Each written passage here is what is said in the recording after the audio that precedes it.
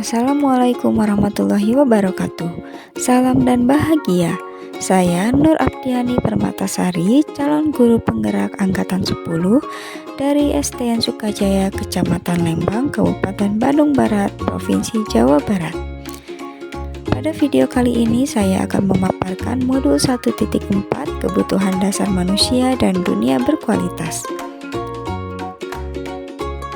Pada tugas mandiri 1, yaitu lingkaran 4 kebutuhan dasar, ada 4 kebutuhan dasar. Yang pertama, diterima, disayang, bisa, senang, dan bebas. Kebutuhan dasar diterima, disayang saya terpenuhi dengan motivasi dan semangat yang diberikan oleh orang tersayang atau terdekat. Lalu, kebutuhan dasar bisa saya terpenuhi dengan terus belajar, pantang menyerah, percaya diri, dan mandiri dalam memenuhi kebutuhan dasar. Selanjutnya, kebutuhan dasar senang saya terpenuhi dengan bermain bersama anak atau murid, melakukan me time seperti merelaksasi tubuh, menonton film, dan bermain game. Dan yang terakhir, kebutuhan dasar bebas saya akan terpenuhi dengan mencari hal-hal baru dan tidak mudah percaya dengan orang lain tanpa bukti yang jelas. Pada tugas mandiri 2, sebutkan kebutuhan apa yang sedang berusaha dipenuhi oleh anak-anak ini. Pada cerita pertama, Bimo, seorang anak TKB, selalu berlari keluar kelas menuju jalan raya di depan sekolahnya yang ramai dengan kendaraan. Tingkahnya membuat guru Bu Ani bingung dan seringkali lari mengejarnya. Ada beberapa kemungkinan jawaban yang diberikan Bimo. Pada pernyataan pertama, aku senang main kejar-kejaran dengan ibu guru, seru. Pernyataan tersebut termasuk ke dalam kebutuhan dasar kesenangan. Pernyataan kedua, ibu kejar aku karena ibu guru sayang aku. Pernyataan tersebut termasuk ke dalam kebutuhan dasar cinta dan kasih sayang. Pernyataan ketiga, aku hebat kan bisa bikin ibu guru kejar aku. Pernyataan tersebut termasuk kebutuhan dasar penguasaan. Dan pernyataan yang terakhir, aku bosan belajar mewarnai terus di dalam kelas. Pernyataan tersebut termasuk ke dalam kebutuhan dasar kebebasan. Pada cerita selanjutnya, Dinda, seorang anak kelas 3 SD, begitu tiba di rumah, sepulang dari sekolah, menangis dan mengadu pada ibunya bahwa dia benci pada Ibu Rani, gurunya. Pernyataan yang pertama, ibu guru bilang aku tidak boleh bersenandung sewaktu mengerjakan tugas. Katanya kelas harus tenang, tidak ada suara, kan gak seru jadinya. Pernyataan tersebut termasuk ke dalam kebutuhan dasar kesenangan. Pernyataan kedua, ibu guru tidak menyapaku hari ini, padahal aku pakai jepit rambut baru. Pernyataan tersebut termasuk ke dalam kebutuhan dasar cinta dan kasih sayang. Pernyataan ketiga, aku sebel, gambarku tidak rapi, malah ibu guru nunjukin ke teman-temanku di depan kelas. Pernyataan tersebut termasuk ke dalam kebutuhan dasar penguasaan. Dan yang terakhir, aku bosen, masa belajarnya cuma gitu-gitu aja, dengerin ibu guru aja. Pernyataan tersebut termasuk ke dalam kebutuhan dasar kebebasan. Pada cerita selanjutnya, tahun ini Dimas genap berusia 17 tahun. Ia senang sekali ketika ayahnya mulai mengajarkan cara menyetir mobil. Setiap akhir pekan ia berlatih menyetir. Ia terlihat senang sekali berlatih sampai akhirnya ia bisa menyetir mobil dengan baik dan lancar. Ketika ibunya bertanya pada Dimas apa yang membuat dia ingin bisa menyetir mobil, ketika jawaban Dimas adalah seperti ini, kebutuhan apa yang ingin dia penuhi? Jawaban yang pertama, menyetir mobil itu seru. Pernyataan tersebut termasuk ke dalam kebutuhan dasar kesenangan. Pernyataan kedua, biar bisa jalan-jalan naik mobil sama teman-temanku. Pernyataan tersebut termasuk ke dalam kebutuhan dasar cinta dan kasih sayang. Pernyataan ketiga, aku merasa bangga dan keren. Pernyataan tersebut termasuk ke dalam kebutuhan dasar penguasaan. Dan yang terakhir, aku senang bisa pergi ke tempat-tempat yang aku suka. Pernyataan tersebut termasuk ke dalam kebutuhan dasar kebebasan. Cerita selanjutnya. Ihsan, siswa kelas 10A SMA karakter mulia. Ia anak yang pendiam dan pemalu.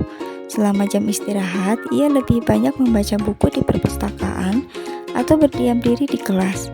Hari itu adalah hari technical meeting lomba debat antara SMA yang juga diikuti oleh tim debat SMA karakter mulia. Tiba-tiba ada kabar bahwa Adit, anak kelas 10B yang sudah didaftarkan mengikuti lomba debat mewakili sekolah, sakit demam berdarah dan dirawat di rumah sakit, sehingga tidak bisa menghadiri acara technical meeting lomba debat di hari itu. Kepala sekolah bertanya pada guru-guru, siapa yang sebaiknya menggantikan Adit? Guru-guru sepakat merekomendasikan Ihsan karena kinerjanya yang bagus di pelajaran bahasa Inggris dan pengetahuannya yang luas. Ihsan akhirnya menghadiri technical meeting hari itu. Setelah itu, ia berlatih debat bersama anggota tim debat yang lain, Sinta dan Indra. Di bawah bimbingan Pak Franz, guru pelatih debat, mereka mewakili sekolah. Dan tim debat SMA karakter mulia menjadi juara umum. Sejak saat itu, Ihsan berubah menjadi anak yang lebih percaya diri, tidak pemalu dan pendiam lagi. Semua murid dan guru mengenalnya sebagai Ihsan si juara kompetisi debat. Pada jam istirahat, ia banyak menghabiskan waktu bersama teman-temannya. Ia juga semakin rajin berlatih debat dan mengikuti berbagai lomba debat. Ia menjadi ketua klub debat di sekolahnya. Ia giat mempromosikan klub debat agar anggotanya bertambah dan ia juga bersemangat melatih juniornya di klub debat sekolah. Kira-kira kebutuhan dasar mana yang terpenuhi pada Ihsan sehingga membuatnya berubah? Kebutuhan dasar yang terpenuhi oleh Ihsan adalah kebutuhan dasar penguasaan. Hal ini terlihat pada sifat Ihsan yang pada awalnya pemalu dan pendiam, kemudian berubah menjadi percaya diri dan tidak menjadi pendiam dan pemalu setelah Ihsan memenangkan lomba. Bahkan Ihsan menjadi ketua di klub debat di sekolahnya dan melatih juniornya pada klub debat. Tugas mandiri ketiga adalah mengisi kuesioner. Dalam kuesioner tersebut terdapat 40 pernyataan. Yang pertama, saya senang berteman. Jawabannya menurut saya sangat benar. Kedua, mudah bagi saya berbicara dengan siapapun. Sangat benar. Ketiga, saya suka mengobrol lewat telepon. Kadang-kadang. Saya suka bekerja dengan orang lain. Sangat benar. Saya menghabiskan banyak waktu dengan orang lain. Kadang-kadang. Yang keenam, saya ingin orang-orang menyukai saya. Kadang-kadang. Yang ketujuh, saya ingin membuat orang-orang bangga dengan saya. Kadang-kadang. Kedelapan, apa yang teman-teman saya pikir tentang saya itu penting. Kadang-kadang. Kesembilan, saya lebih suka bekerja sama daripada bekerja sendiri. Kadang-kadang. Kesepuluh, saya senang bertemu orang-orang baru. Sangat benar. 11. Saya tidak suka membuat kesalahan. Sangat benar. 12. Saya suka melihat orang lain sebelum saya mencoba hal baru. Sangat benar. Ke-13, saya tidak suka perubahan. Itu tidak benar.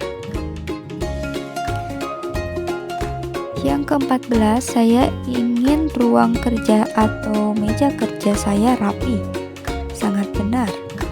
15, saya ingin terlihat sangat baik dengan apa yang saya lakukan. Sangat benar. Ke-16, penampilan saya sangat penting bagi saya. Sangat benar. Saya takut mencoba hal-hal baru. Itu tidak benar. Saya suka menjadi benar. Kadang-kadang. 19, saya suka menyelenggarakan aktivitas. Kadang-kadang. 20.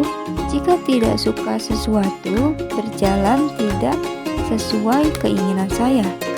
Kadang-kadang. 21. Saya suka memiliki pilihan. Sangat benar. 22. Saya adalah orang yang aktif. Kadang-kadang.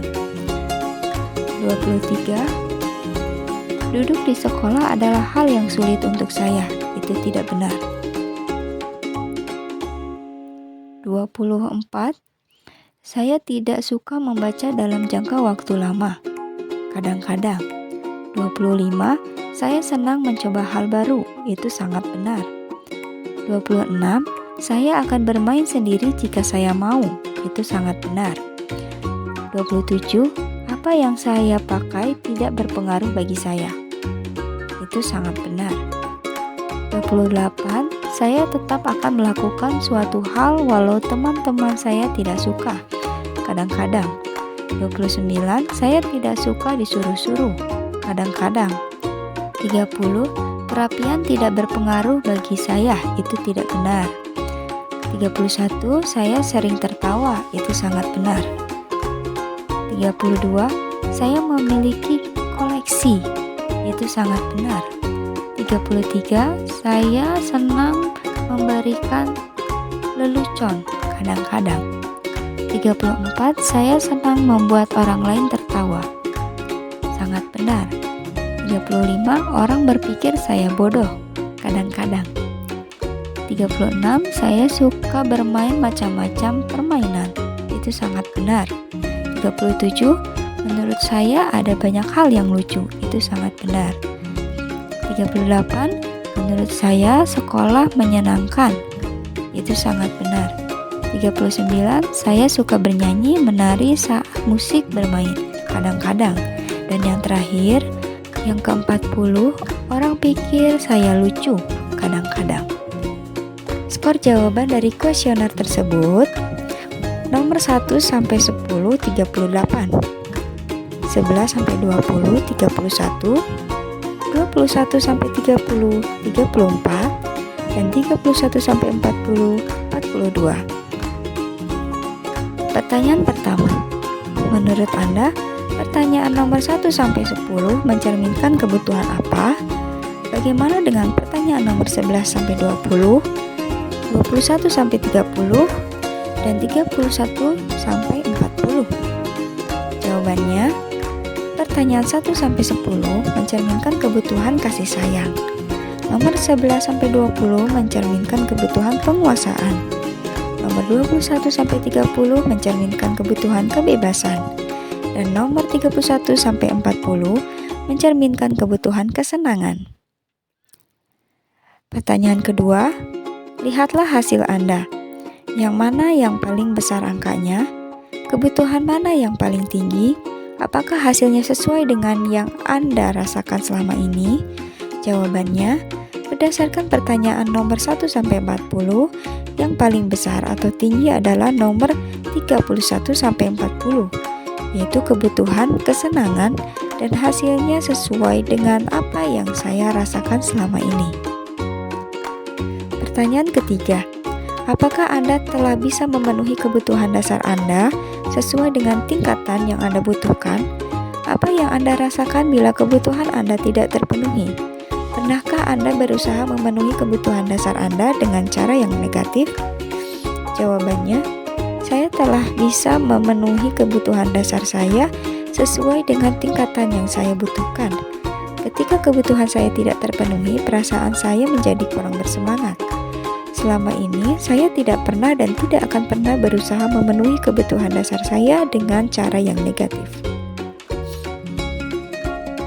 Selanjutnya, mintalah murid-murid Anda mengisi kuesioner di atas dan kelompokkan hasilnya berdasarkan skor tinggi pada kebutuhan dasar, kasih sayang dan rasa terima, kekuasaan, kebebasan, dan kesenangan. Dari hasil tersebut, apakah ada kesadaran-kesadaran baru yang Anda dapatkan tentang murid-murid Anda? Apa yang Anda akan lakukan setelah ini? Setelah saya meminta murid-murid untuk mengisi kuesioner, saya mendapatkan kesadaran-kesadaran baru mengenai murid-murid saya. Setelah ini, saya akan merefleksi diri dan berusaha yang terbaik untuk diri saya serta murid-murid saya agar kedepannya menjadi lebih baik lagi. Selanjutnya, mintalah izin kepada kepala sekolah Anda untuk menyampaikan teori 5 kebutuhan dasar manusia ini pada rekan-rekan guru pada saat rapat guru. Guru-guru juga diminta mengisi kuesioner ini. Setelah itu, analisis jawabannya bersama-sama. Kebutuhan mana yang paling tinggi skornya, mana yang paling rendah, bagaimana para guru melihat informasi tentang kebutuhan dasar, dan dihubungkan dengan motivasi mereka dalam melakukan sesuatu. Adakah hal yang menarik yang mereka temukan? Dari kegiatan mengisi kuesioner tersebut, terdapat hal-hal yang menarik yang kami temukan. Hal tersebut adalah mengenai pengetahuan kami mengenai kebutuhan dasar yang ada pada diri kami yang sebenarnya. Video kali ini cukup sekian, mudah-mudahan bermanfaat bagi kita semua. Terima kasih, salam guru penggerak, bergerak, bergerak, menggerakkan. Wassalamualaikum warahmatullahi wabarakatuh.